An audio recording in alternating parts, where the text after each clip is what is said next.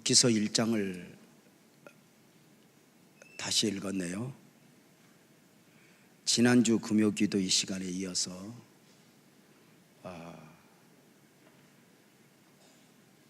좀 더 말씀을 이어서 볼 수 있으면 좋겠다는 마음으로 묵상하게 됩니다. 바라기는 말씀을 전하는 가운데 지난주에 들었던 말씀이 이렇게 떠오르면서 더 큰 은혜가 넘쳤으면 좋겠습니다. 룻기서의 시대적 배경은 사사들이 치리하던 시대라 했습니다. 사사시대 사람들의 삶의 모습에 대하여 성경은 자기 소견에 옳은 대로였습니다. 하나님을 알지만, 하나님을 믿지만, 예배도 하고 기도도 하지만 언제나 중요한 결정을 내리고 선택을 할 때 내가 무엇을 원하느냐가 중요한 사람들, 바로 자기 소견에 옳은 대로입니다. 예배는 하지만, 기도는 하지만 하나님의 원하심이 그 삶의 현실 앞에 전혀 고려되지 않는 경우입니다. 삶에서 하나님을 잃어버린 시대요, 중심에서 하나님을 놓아버린 시대입니다. 이러한 때에 세상의 모든 사람들이 그러할지라도 절대 달라야 하는 사람들이 있었습니다. 모든 상황 가운데서 절대 하나님의 원하심이 중요해야 할 사람들 말입니다. 이유가 무엇입니까? 저들도 알지 못하는 가운데 저들의 가정에 하나님의 섭리, 하나님의 비전이 담겨 있었기 때문입니다.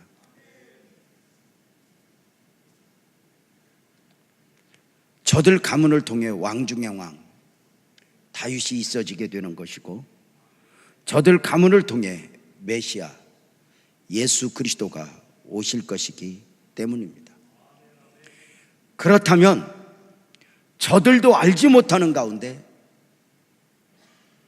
적어도 저들만은 절대 믿음이어야 할 이유가 너무도 분명했습니다.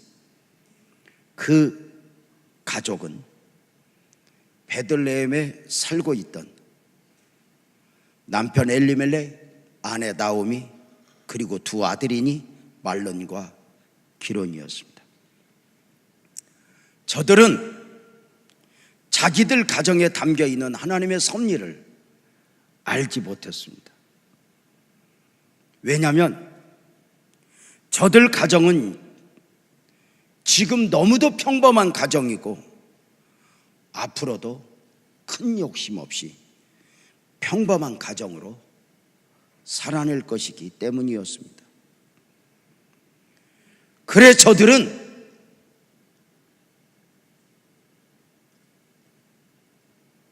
가족 전체가 오직 믿음이어야 함을 놓아버렸습니다. 다른 가정들처럼 누구나 그러했던 것처럼 자기 소견에 옳은 대로 행동해도 되는 줄 알았습니다. 그래 다른 사람들과 같이 약속의 땅 베들레헴을 떠나 저주의 땅 모압으로 이주를 한 것입니다. 다 그러는데 뭐.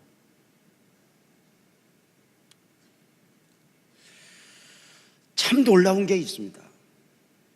아브라함은 아브라함 스스로를 가볍게 여겼습니다. 그러나 아브라함 안에 아브라함을 섭리하시는 하나님은 너는 안 돼입니다. 그 처절한 씨름입니다.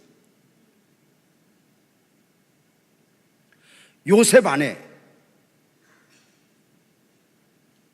인류의 기근 가운데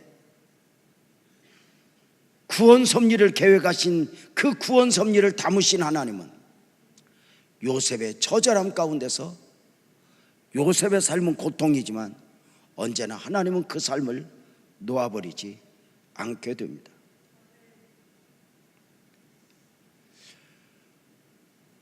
우리가 예수를 잘 믿어야 되는 이유는 오늘 어떤 문제가 있어서가 아닙니다. 앞으로의 기대입니다. 내가 원하는 나 말고 하나님이 원하시는 나가 누구인지 모르니까 말입니다. 나는 여호와 보시기에 존귀한 자라. 기독교 복음의 신앙의 특징은 나를, 내가 속한 공동체를 귀하게 여깁니다. 나를 가볍게 여기고 가난하다고, 병들었다고, 오늘 문제가 많다고 우리의 공동체를 가볍게 여기면 무너짐이 시작됩니다. 놀랍게도 성경은 저들 가정을 이렇게 소개하니 룻기서 1장 1절을 보면 사사들이 치리하던 때에 그 땅에 흉년이더라.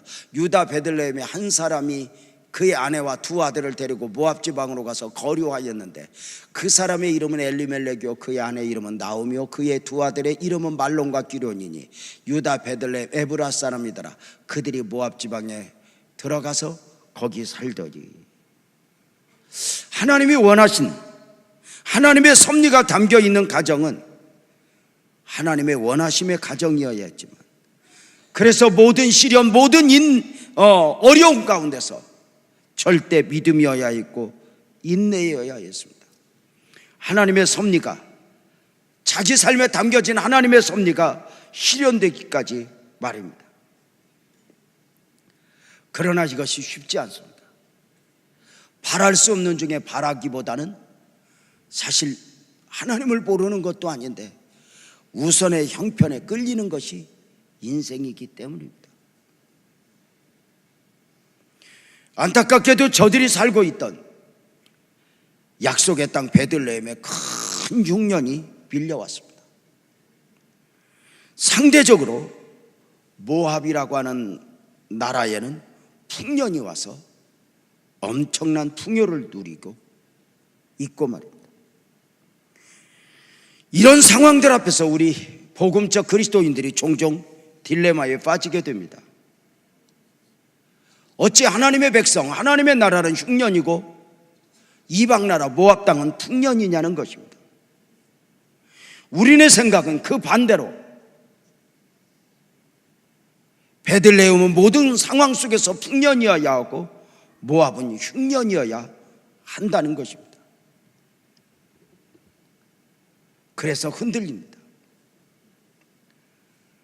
그러나 이러한 상황이야말로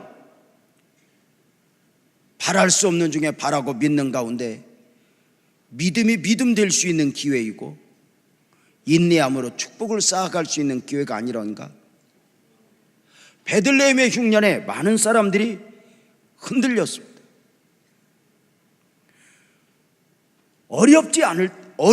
그저 여유가 있을 때는 저 모압 저리 가면 안 돼, 저 사람들하고 살면 안 돼. 그런데 정작 현실 문제예요.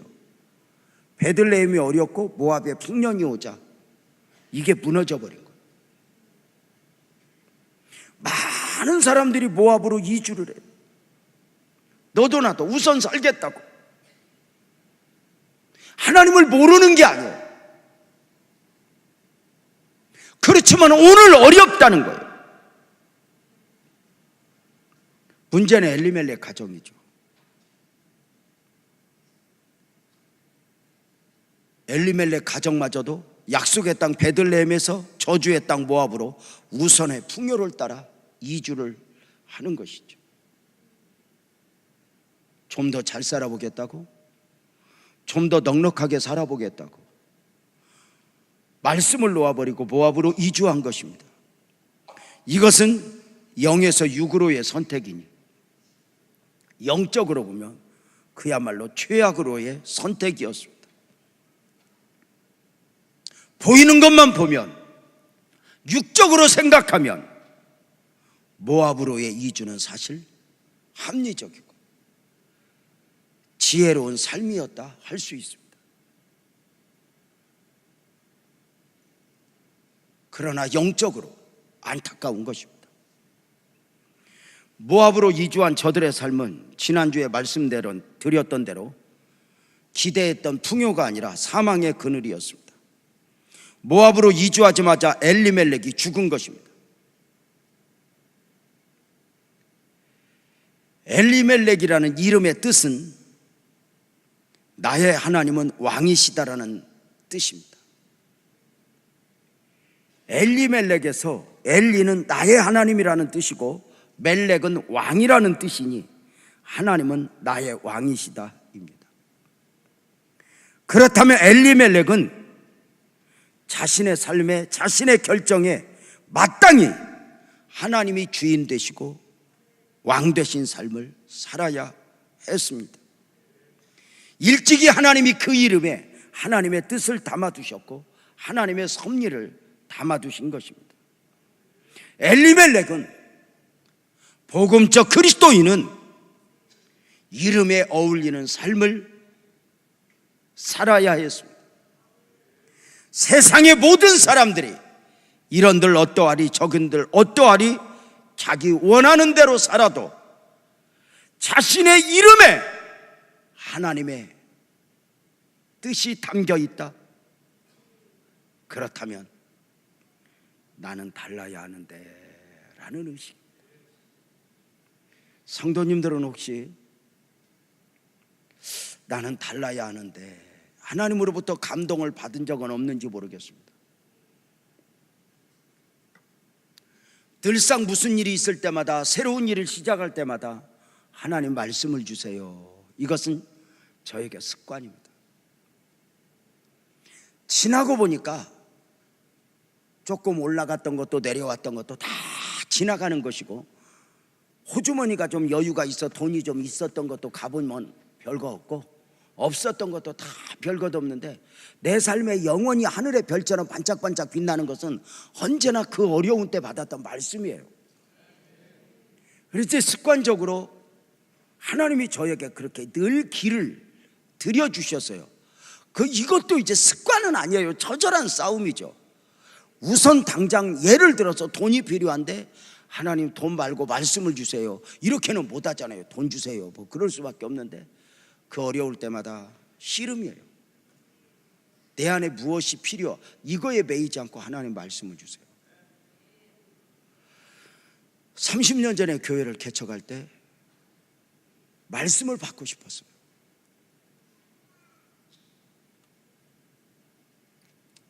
그때 하나님이 주셨던 마음은 크고 대단한 게 아니었어요.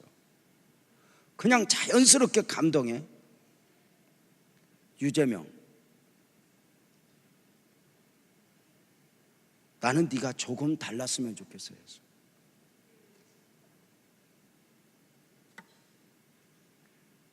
목사 안수를 받고 목사님들과 함께 사역을 하면서 나는 저 목사님들과 지금 함께하고 있지만 말하는 것도 생각하는 것도 조금은 달라야 해 하는 의식이 늘 있었습니다.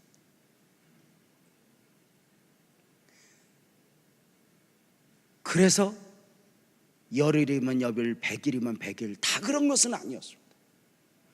휩쓸리다가 어느 한순간 너는 달라야 해, 이게 아주 조금이 저에게 주신 축복은 사실 너무도 컸습니다.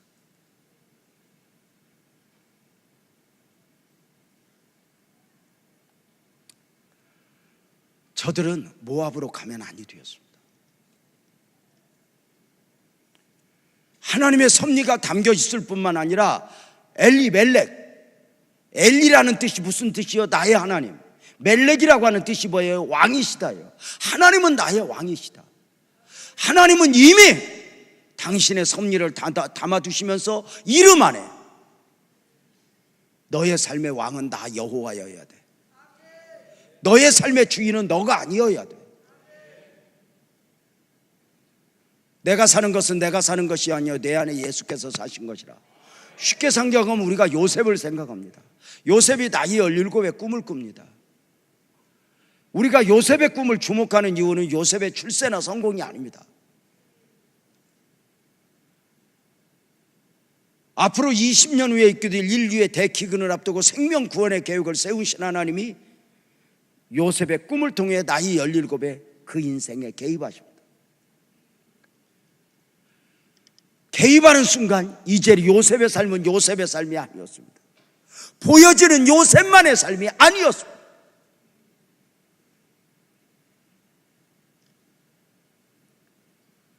놀랍게도 하나님의 비전이 담겨지면서 요셉은 탄탄대로가 아니었습니다. 형제들이 죽이려고 했고 노예를 팔아서 노예 생활을 10년, 한 여인의 유혹 앞에서 감옥 생활 3년입니다. 그런데 성경은 제가 봐도 한때 이해하기 힘들었던 부분이 바로 뭐였냐면 요셉의 노예 생활을 한마디로 성경은 이렇게 표현했습니다. 형통하였다. 요셉의 억울한 감옥 생활 3년을 한마디로 성경은 형통하였더라 이렇게 표현했습니다. 보여지는 것만 보면 불통인데 도대체 형통의 의미가 뭘까? 그렇습니다. 보여지는 요셉의 삶은 얽혔지만 요셉의 삶에 담겨진 하나님의 비전 섭리는 물줄기가 막히지 않는 것처럼 계속해서 진행형 이루어져 가고 있었던 것입니다. 그래서 요셉의 삶은 보여지는 요셉의 삶으로의 평가가 아닙니다. 요셉이 사는 것은 요셉이 사는 것이 아니어야 했던 것입니다. 이것이 길고 긴 날 노예 생활을 믿음으로 이길 수 있었고 여인의 유혹을 이길 수 있었고 그는 조금 달라야 돼. 어떻게? 노예 생활을 10년 했지만 노예처럼 산 것이 아니라 주인처럼 살았고 여인의 유혹 앞에 억울한 감옥 생활을 3년 했지만 억울하다고 한을 불며 산 것이 아니라 그 안에서 죄수로 잡혀왔지만 간수처럼 삶을 살아냈던 삶의 모습을 우리가 보게 됩니다. 이들은 모압으로 이주했습니다. 지난주에 말씀을 드렸던 대로 저들은 모압으로 이주할 때 오래 살려고 오지 않았습니다. 잠깐 머물려고 했습니다. 근데 문제가 남편 엘리멜렉이 죽었습니다. 그러면 돌아와야 했습니다. 그런데 거기서 두 아들을 결혼시킵니다. 세상은요, 믿음을 한번 놓아버리면 여기서 살면 되지 뭐, 이렇게 살다 죽으면 되지 뭐, 어느 순간 영혼을 계산하지 않는 삶으로 무너져 버려요.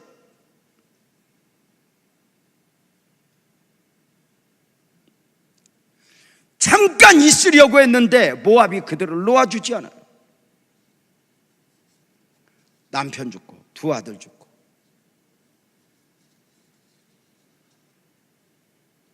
모든 것이 무너진 가운데 그는 돌아오게 됩니다.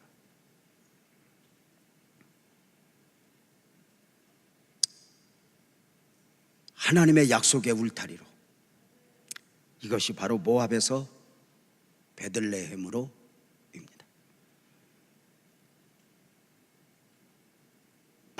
많은 것, 사실 남편 죽고 두 아들 죽고 재산도 다 잃어버렸으면 아무것도 없는 거거든요. 그런데 돌아와요.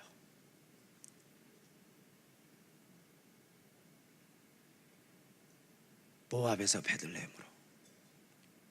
모압으로의 선택이 육을 위한 선택이었다면 모압에서 베들레헴으로의 선택은 영을 위한 선택이죠. 최악에서 최선으로. 나오미가 이제 결단을 해요. 1장 6절에서 볼 수 있죠. 그 여인이 모압 지방에서 여호와께서 자기 백성을 돌보시사 그들에게 양식을 주셨다함을 듣고 이에 두 며느리와 함께 일어나 모압 지방에서 돌아오려 하여, 이렇게 말합니다.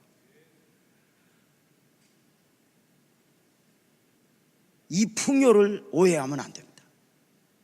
드디어 나오미는 모압 지방에서 처절하게 10년을 살아가다가 예루살렘의 풍요의 소식을 듣게 됩니다. 이 풍요는 물질만의 풍요가 아닙니다. 하나님 안에서의 풍요입니다. 하나님이 여전히 눈을 열어보니 베들레헴의 은혜를 베풀고 계신 것입니다.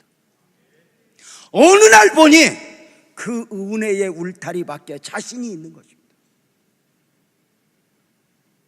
울타리 안에 소중함을 깨닫게 됩니다.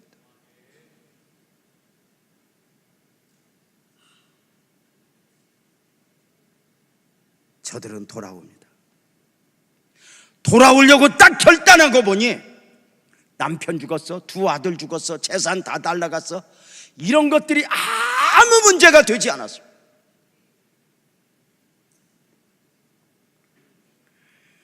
자존심도 문제가 되지 않았습니다. 일단 나는 누구여야 하는가 되새기면 방향을 잡고 내가 어디에 있어야 하는가, 가서 어떻게 살아, 이건 아무 상관없었습니다.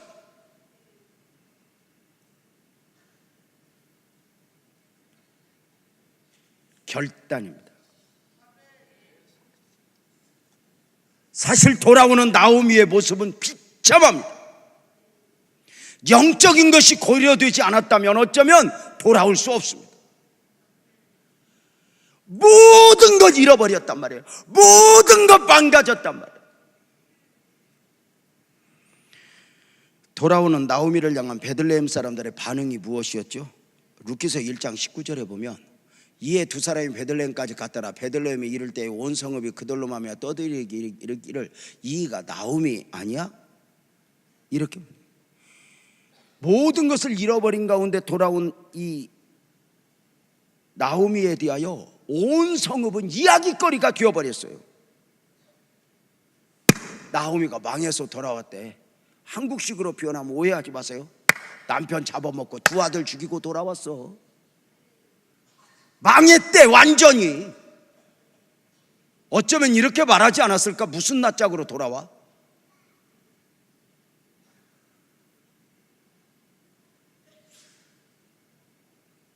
사랑하는 성도님들, 우리는 이러한 때에 상처를 입을 수 있죠. 그러나 그 잃어버린 10년 동안 나는 누구여야 하는가 딱 정리가 되면서 영적인 선택을 하여 약속의 땅으로 돌아오는데 그 어떤 것도 문제가 될 수 없었어요. 사람들의 평가가 무섭다면 못 돌아오죠. 영적인 회복을 위해 돌아오는 데 있어서 인간적 자존심은 정말 별거 아니죠. 아직도 사람들의 평가가 두려워요? 누가 어떻게 하나님을 말하면서도 하나님보다는 사람을 의식해요? 이건 어리석은 거거든요. 탕자도 돌아올 때 모든 것을 내려놓고 돌아와요. 모든 걸 내려놓고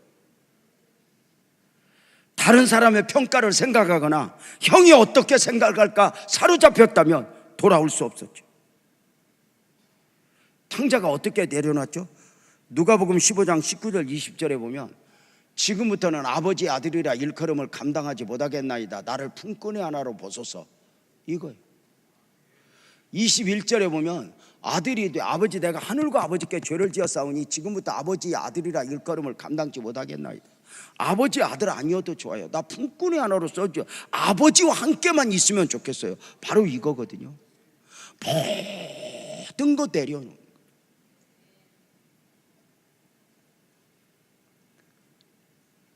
안타까운 경우는 돌아온다고 해도 자기 그림을 생각하고 내가 이렇게 돌아가면 대접을 해줘야 돼. 어떤 이런 것 가지고 오면 밑바닥 하나님의 은혜를 누릴 수가 없거든요. 다 내려놓는 거예요.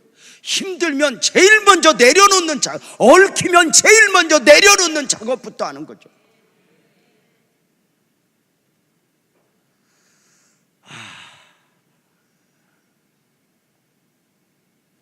탕자가 조건부로 돌아오는 것이었다면 내려놓는 것이 아니었죠.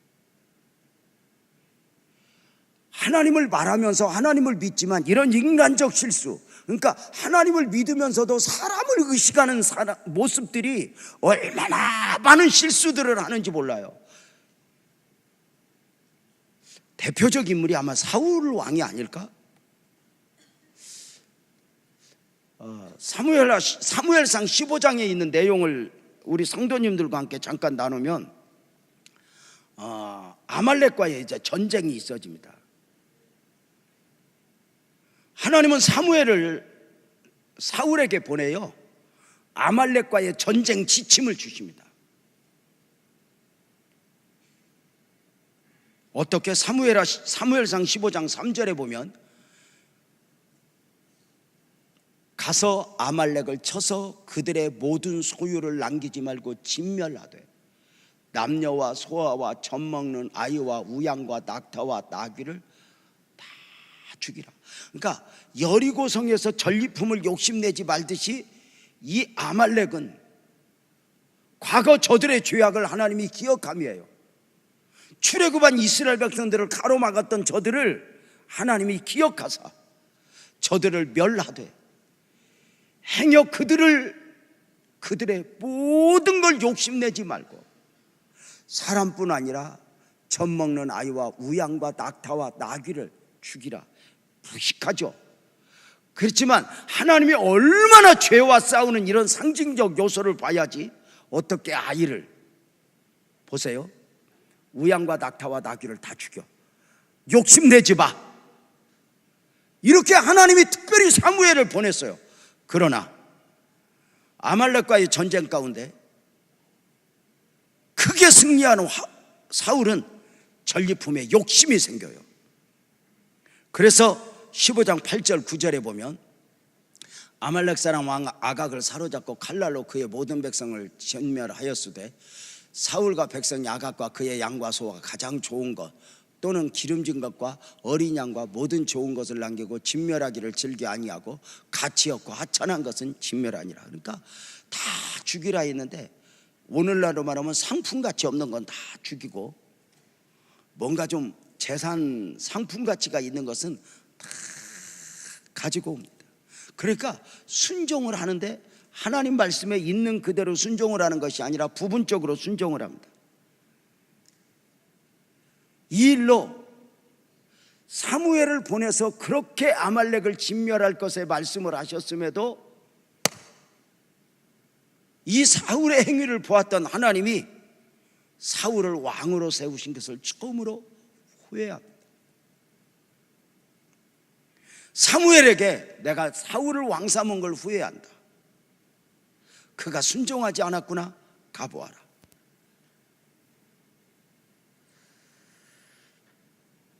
그 말씀이 사무엘상 15장 11절이죠. 내가 사울을 왕으로 세운 것을 후회하노니 그가 돌이켜서 나를 따르지 아니하며 내 명령을 행하지 아니하였음이라 하신지라. 사무엘이 근심하여 온 밤을 여호와께 부르짖었대. 하나님이 그 사울을 버리신다는, 후회한다는 것에 사무엘이 놀라서 울은 거예요. 이게 영적 사수꾼의 모습이죠. 기도를 마친 사무엘이 사울을 만나기 위하여 가다가 사울의 소식을 또 들어요.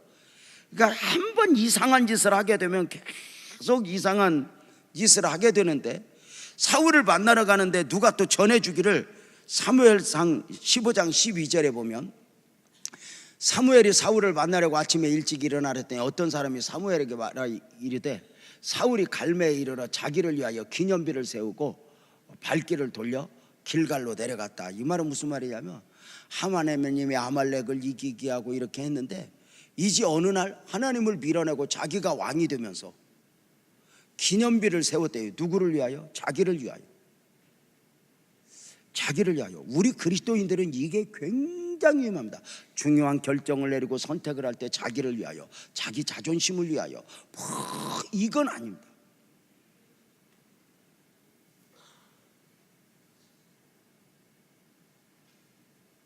계속 실수를 하죠. 사무엘을 만난 사울은 얼른 이렇게 보고를 합니다. 사무엘이 모르는 줄 알고 13절에 보면 사무엘이 사울에게 이른즉 사울이 그에게 이르되 원하건대 당신은 여호와께 복을 받아서 내가 여호와의 명령을 행하였나이다. 이렇게 참 이렇게 어떻게 크게 이렇게 말하는지 몰라. 그런데 이제 사무엘이 물어요. 그럼 이 양들 소리는 뭐냐? 이 양들 소리는 뭐냐? 그랬더니 15절에 또 이렇게 말합니다. 사울이 이르되 그것은 우리가 아말렉 사람에게서 끌어온 것인데 백성이 당신의 하나님 여호와께서 제사하려 하여 양들과 소들 중에서 가장 좋은 것을 남기며 그 외의 것은 우리가 진멸하였습니다. 그러니까 병들고 찌들고 한 것은 다 죽이고 가장 좋은 것을 남겼는데 이걸 뭐냐면 하나님 앞에 드리려고 했대. 느낌상 드리려고 했겠어, 먹으려고 했겠어, 몇 마리는 드리겠지. 몇 마리는.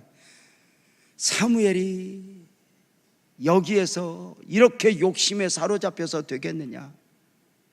어찌 이런 일을 행했느냐? 이것은 하나님의 원하는 바가 아니다. 너희가 진멸하라 하지 않았느냐? 이러면 좀 빨리 잘못했습니다 그러면 되거든요. 근데 이게 뭐 하루 사로잡히면 절대로 빨리 여러분 내가 잘못했습니다. 이건 능력입니다. 여러분 은혜고, 여러분 무슨 일 있으면 누가 지적하면 얼른 잘못했습니다 그러면 되지, 목소리 높여봤자 나중에 다 얼굴 뜨끔미지근합니다. 남자들 집에서 보혜사가 뭐라고 하거든. 그냥 얼른 잘못했습니다. 그래 그래 네 말이 옳다. 자 여러분 보십시오. 이렇게 하면 잘못했습니다 하면 좋은데 변명을 이제 어떻게 하냐면 이렇게 얘기해. 이것이 심각하다는 걸 알고 20절 21절에 보면 사울이 사무엘에게 나는 실로 여호와의 목소리를 청종하여 여호와께서 보내신 길로 가서 아말렉 왕을 끌어왔고 아말렉 사람들을 진멸하였으나 다만 백성이 그 마땅히 멸할 것 중에서 가장 좋은 것으로 길갈에서 당신이 아닌 여호와께 제사하려고 양과 소를 끌어왔나이다. 나는 안 하려고 그랬는데 저것들 때문에. 이게 무슨 말인가 알아요? 이때 사무엘이 진노한 가운데 유명한 순종의 제사보다 낫고 이 말씀을 하신 가운데 왕이 여호와의 말씀을 버렸으니 여호와께서도 왕을 버릴 것입니다. 이렇게 말해주는 이유가 뭐예요? 나 잘못했어요 사무엘 선지자님, 이걸 하나님 나 잘못했어요, 내가 또 어리석었어요, 하나님이 내게 왕을 주었는데 내가 이랬어요 해야 되는데 끝까지 고백은 하는데 이게 좀 살짝 이 사울 기질이 은근히 예배당 안에 많거든요. 나부터도. 사울의 선포합에 사울이 잘못했다고 하긴 하는데 어떻게 하냐면 이렇게 해요. 15장 24절에 보면 사무엘에게 이르되 내가 범죄하였습니다. 내가 잘못했습니다. 내가 여호와의 명령과 당신의 말씀을 어긴 것은 내가 백성을 두려워했습니다. 알아. 하나님 말씀을 청종한 게 아니라 그들의 말을 청종했습니다. 내가 하나님이 아니라 백성들을 두려워했습니다. 이 정도 되면 어때요? 완전히 정리를 해야 되는데 여기서 깜짝 놀랄 청을 한번 봐요. 25절에 선지자님 내가 부탁이 있습니다. 지금 내 죄를 사하고 나와 함께 돌아가서 나로 하여금 여호와께 경배하게 하소서. 이 말은 무슨 말이냐면 사무엘이 여기서 딱 돌아가는 순간 하나님이 사울을 버렸다는 것이 백성들에게 소문이 나니 선지자님 함께 가서 나와 함께 나로 하여금 여호와께 경배하게 해주세요. 이 말은 무슨 말이냐면 백성들이 나를 왕으로 인정할 수 있게 해달라는 말이에요. 이때 사무엘이 안 된다고, 당신은 이미 버림을 받았다고 그러니까 지금부터 조금 이제 드라마틱한 모습인데 가려고 하니까 옷자락을 잡고 안 됩니다. 이대로 가시면 안 됩니다. 약간 심판데 27절에 이렇게 나옵니다. 사무엘이 가려고 돌아설 때 사울이 그의 겉옷자락을 붙잡으며 찢어졌다. 안 됩니다. 안 됩니다. 안 됩니다. 그래서 사무엘이 안 된다. 너는 안 돼. 너는 지금 태도가 문제가 있어. 이때 15장 30절 이렇게 말해요. 사울이 내가 범죄하였을지라도, 이게 이제 문제예요. 범죄하였을지라도 이제 청하옵나니 내 백성의 장로들 앞과 이스라엘 앞에서 나를 높이사 나와 함께 돌아가서 내가 당신의 하나님 여호와께 경배하게 하소서. 하나님의 경배는 아무 상관없어요. 백성들 앞에 인정받고 백성들 앞에 높아지고 체면이 중요해요.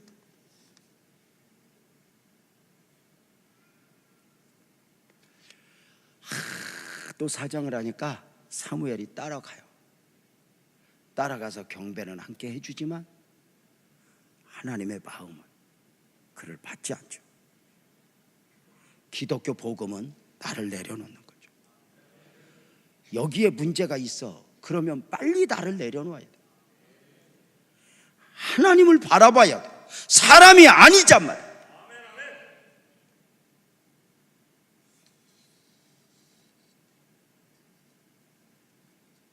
나오미의 고백을 볼까요? 돌아오는 나오미를 보면서 온 성읍 사람들은 떠들며 이르기를 네가 나오미냐 그랬어요. 나오미야? 무슨 말이야? 나오미 어쩌다 저렇게 되었어? 남편 잡아먹었네? 두 아들 잡아먹었네? 어떻게 얼굴도 두껍지 어떻게 와? 나오미는 그 모든 걸 이기고 돌아와요.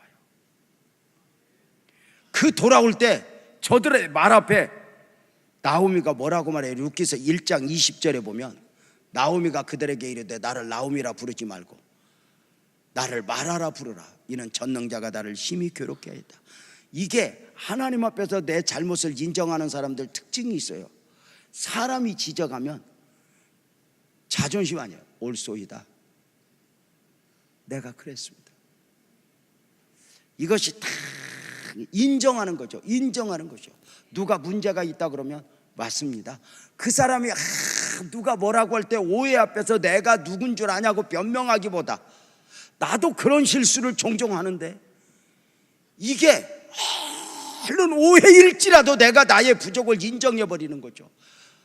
아니 어떻게 맞다고 내가 돌아올 자격 없는 거 맞다고 그러면서 하나님 앞에서는 전능자가 나를 괴롭게 했습니다. 이 말은 하나님이 나를 회복시킬 걸 믿습니다.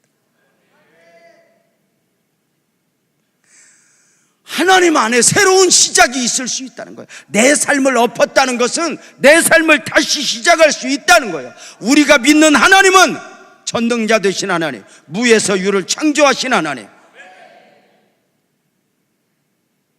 돌아오죠.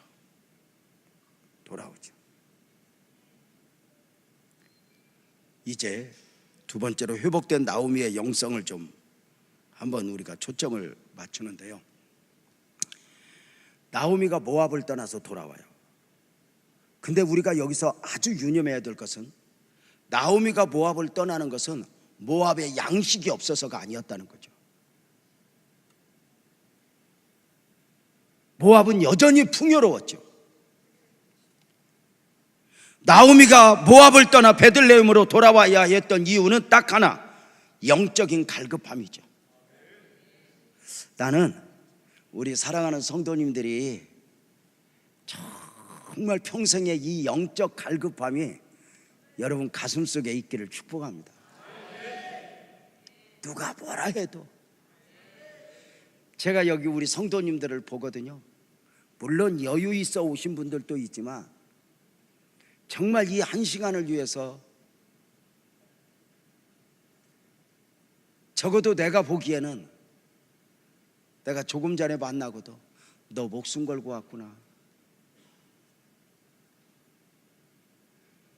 이 시간 이거 하나 때문에 왔구나. 너 여러분 어떠세요? 나오미가 10년 동안 둥지를 들며 모압에 살다가 모압을 떠났던 이유는 딱 하나예요. 모압이 어려워서가 아니에요. 나는 누구인가? 영적인 갈급함. 내가 누구여야 하는가 돌아오는 것이고, 또 하나 무엇이냐면 모압의 풍요가 별것 아니라는 것을 깨닫는데 10년 걸려요. 처음 모압으로 갈 때는 먹고 사는 것이 전부이고 화려한 것이 전부이고 돈 많은 것이 전부이고 잘 사는 것이 전부인 줄 알았는데 막상 가서 살아보니 그것이 전부가 아니었다.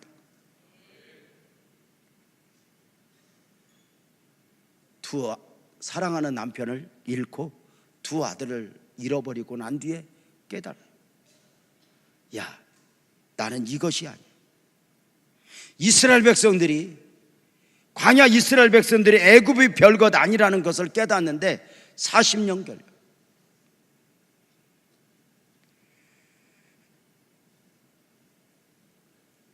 모압에서 10년 살면서 모든 걸 잃어버린 나오미가 베들레헴으로 돌아와.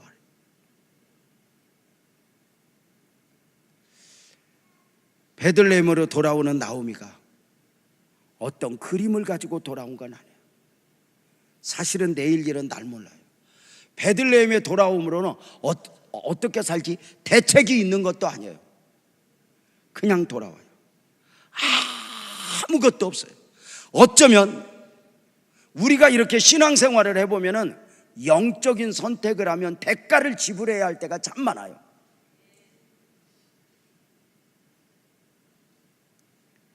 베들레헴으로 돌아오는데 그냥 돌아와요. 가면 더 잘 살 거야, 가면 은혜를 입을 거야, 가면 회복시킬 거야가 아니에요. 다른 거 다 소용없어요. 내가 이삭을 주워 먹고 살더라도 아멘 크게 해봐요. 나는 하나님 안에 있어야 돼. 나는 하나님과 함께 살아야 돼. 요것만 딱 정리가 되어 있어요.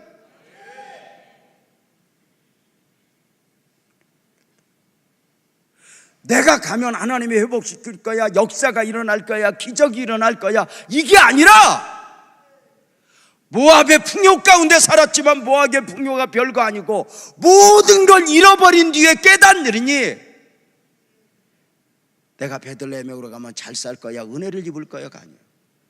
내가 이삭을 주워 먹더라도 나는 하나님 안에 있어야 돼. 약속의 땅에 있어야 돼. 영적인 것이 얼마나 소중한 가치인가를 알고 돌아오는 거죠. 육적인 것에 배였다가 돌아오는 거예요. 육적으로 보면 어떠면 초라하죠. 돌아오는데 얼마나 자존심을 상하게 해요.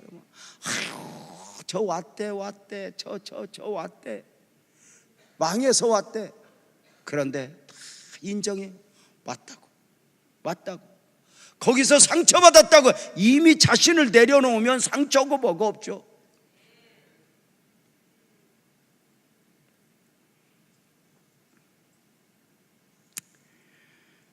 베들레헴으로 돌아와요.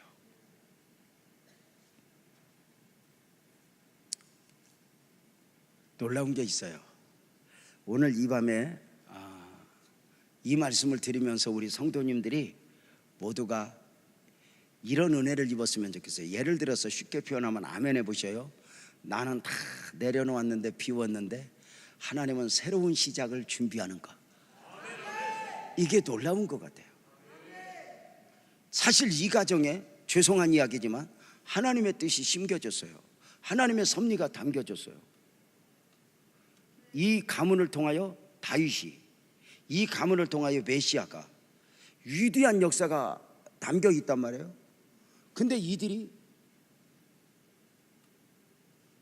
나는 누구여야 하는가를 놓아버린 가운데 모압으로 가면서 가장인 엘리멜렉이 죽었어요.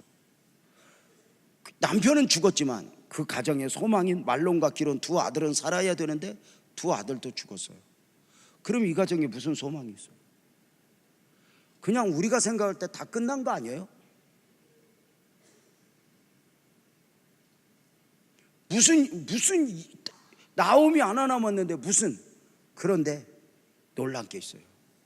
나오미는 다 잃어버렸지만 부끄러웠지만 나는 돌아갈 거야. 나는 누구인가 알았어. 모압의 풍요 속에서 살아야 할 사람이 아니라 동의하면 아멘 합시다. 나는 은혜 안에 있어야 돼. 나는 약속의 땅에 있어야 돼. 그리고 다 내려놓고 돌아와요. 어떤 마음으로? 가난해도 좋아. 주님과 함께라면. 제가 처음에 이제 참 우리 때는 그렇게 가난해도 가난한 줄 모르고 그렇게 살았었나 봐. 그래서 제가 아무것도 없이 우리 예배 시간에 잘 조는 김여신한테 제가 프로포즈 했거든요. 결혼하자고. 프로포즈를 했는데 그렇게 하고 이제 급하게 방을 얻은 것이 300에 6만 원짜리 이제 지하실 방을 얻어서 결혼을 했어요. 근데 사실은 방도 제가 얻었기 때문에 아무 할 말은 없는데 방에 화장실이 없어요, 집에. 이렇게 있는데 공동 변소를 써야 돼요, 신혼에. 그래서 미안하더라고요. 그래가지고는 방만 커서 얻었어요. 지하실 방이니까 컸어요. 그래서 장롱을 하나 들여놓는데 장롱을 3분의 1쯤 이렇게 당겨서 놓으면서 이쪽은 신혼방, 저쪽은 서재 해가지고 책상 아래 놓고, 그때 이제 예배상 펴놓고 지성소처럼 이렇게 거기서 이제 책을 보고 할 때예요. 근데 지금 생각하면 미안한 거, 지금 알았어요. 그때는 미안한 줄 별로 몰랐는데 이렇게 이렇게 신혼방 장롱 사이로 제가 저쪽 뒤에서 이렇게 뭐 말씀 보고 있으면 우리 아내가 그때 불렀던 노래가 이제 그거예요. 주와 함께라면 가난해도 좋아, 주와 함께라면 병들어도 좋아. 근데 이게 은혜롭다고 언젠가 신경질이 나는 거예요. 그거 좀 그만 부르라고. 눈물이 그렁그렁 하면서 어쩌면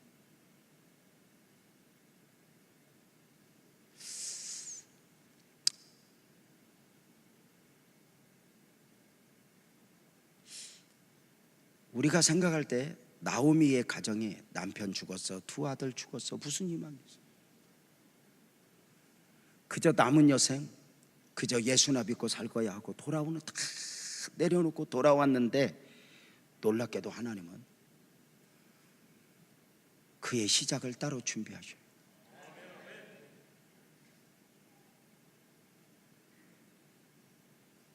보아스를 중심으로 하나님만이 이루실 수 있는 역사를 준비해 놓으십니다. 이건 사람으로 설명할 수가 없어. 이게 놀라운 은혜 아닐까? 여러분은 어때요? 우리 교회가 한참 힘들었을 때 사람들은 저 교회는 끝나서, 저 교회 가면 부도나, 저 교회 가면 사람 죽어, 저 목사는 목사 안 돼야 되는데 목사 됐나 봐 하는 소리들이 저를 짓눌렀었어요.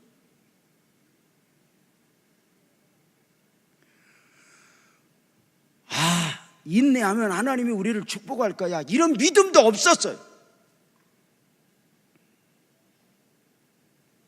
뭐 여기에 불타오르는 그 무엇이 있었던 것도 아니에요. 오늘 끝날지 내일 끝날지.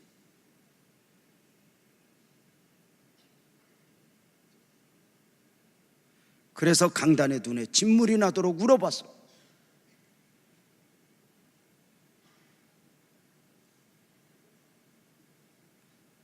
놀랍게도 하나님은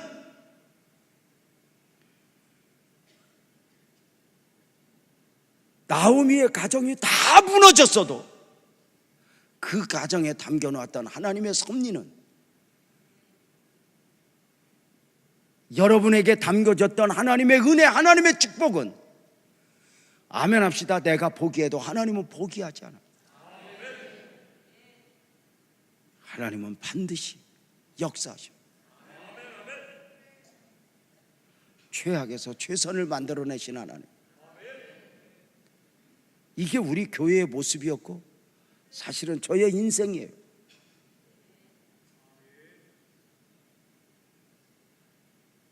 우리는 이 나오미처럼 모든 걸 내려놓고 모압의 풍요를 등에 지고 은혜를 향하여, 그냥 먹고 사는 건 모압이 나을 수 있어요. 그럼에도 불구하고 나는 누구여야 하는가 되새기며 돌아오는 그를 축복하신 그 하나님. 오늘 여러분, 우리 스스로 내게 아무 희망이 없어 보여도 하나님이 하시려면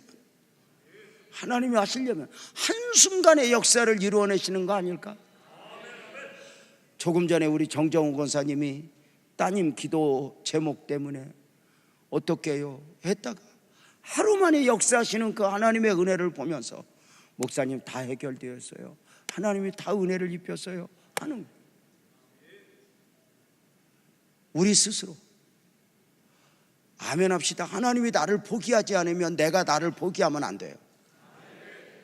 내 안에서 역사하실 그 하나님, 내 안 앞에서 은혜 베푸실 그 하나님 믿고 우리 사랑하는 성도님들 이 밤에 또 한번 승리합시다.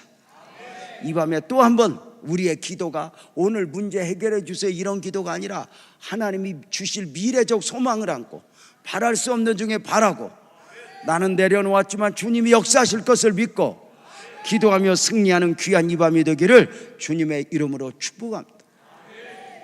그래서 저는 제가 지금도 절대로 하나님은 이 환경을 바꿔주는 분이 아닌 것 같아. 제가 우리 아내하고 그 서울에서 300에 6만 원짜리 그 지하에서 화장실도 없는 방에서 살다가 이제 안산으로 개척을 하면서 내가 이제 와서 방을 얻었어. 시각에 가지고 내가 집에 가갖고 그랬어. 서울 가서 여보 내가 방 2개 얻었어. 2개 돈도 싸더라. 큰 방도 커. 2개 얻었어. 그랬더니 아이고 잘했다고 그러고 이사 왔는데 3층에 얻었는데 화장실이 아래층에 있어. 그 우리 아내가 나보고 화장실도 안 보고 오더니 내가 방 얻으러 왔지 화장실 얻으러 왔냐. 내가 방만데 뭐. 그래가지고 3층에서 살면서 계단도 오지게 높아요. 하여튼 볼일을 보러 오면 밑으로 내려와야 되고. 하나님이 훈련을 시키려면 절대로 더 좋은 데로 두는 양반이 아니야. 원래부터 하나님이 형편하고는 상관이 없으니까. 내가 그랬잖아요. 오죽하면은 자꾸 내가 하나님 힘들 때 울으니까 불 가운데 내가 너와 함께 하리라. 그래서 제가 하나님 앞에 울면서 투덜댄 적이 있어요. 함께 한다고 그만하고 불 좀 꺼달라고. 하나님 함께 한다고 그만하고 불 좀 꺼주세요. 불 좀 꺼주세요 했지만 지금은 그것들이 다 추억이 됐잖아. 내가 가장 창피하고 부끄러웠던 것도 하나님이 은혜로 딱 만지면 아멘 해봐. 이것이 추억이 되게 하죠. 부끄러울 것도 없어요. 아무것도 없어요. 다시 아멘 합시다. 이 밤에 우리 주님 붙듭시다. 주님 붙들고 기도합시다. 크게 아멘 해봐요. 하나님 살아계십니다. 여러분 안에 담겨진 하나님의 비전 섭리가 무너지지 않습니다. 주님이 역사하실 거예요. 주님이 은혜 베풀 거예요. 아멘이죠? 그 하나님 믿고 아까 불렀던 우리 찬송 한번 합시다. 우리 찬송 나는 주님을 의심하지 않으리